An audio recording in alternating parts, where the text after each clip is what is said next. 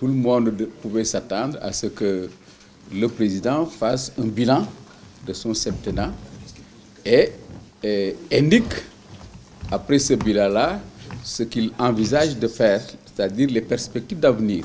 Je pense que c'est exactement ce que le président a voulu faire. C'est ce qui fait que ce discours a duré à peu près une demi-heure. Il est plus long que d'habitude, justement, à cause de ce que je viens d'indiquer. Et le bilan qu'il a fait, je crois, est un bilan complet, un bilan exhaustif, un bilan d'une grande densité.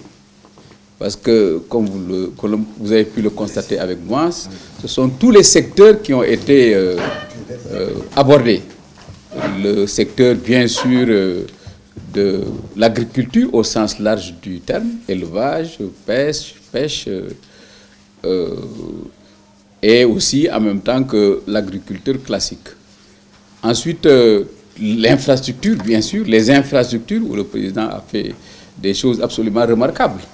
Et là aussi, il faut se souvenir qu'il a hérité en 2012 d'un pays, de ce point de vue, en déficit, d'un pays abîmé. Et il a fallu rattraper ça, rattraper ce qu'il a trouvé ici. Pour les autoroutes de 32 km, on s'est retrouvé avec au moins autour de 200 ou plus de 200 km d'autoroutes. Ça, c'est important.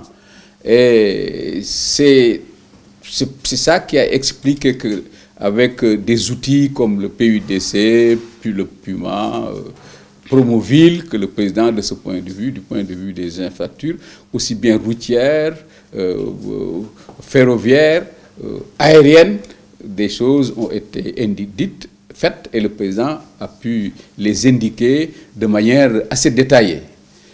C'est la même chose pour ce qui concerne, bien sûr, la pêche, ce qui concerne l'élevage, ce qui concerne l'agriculture au sens large du mot.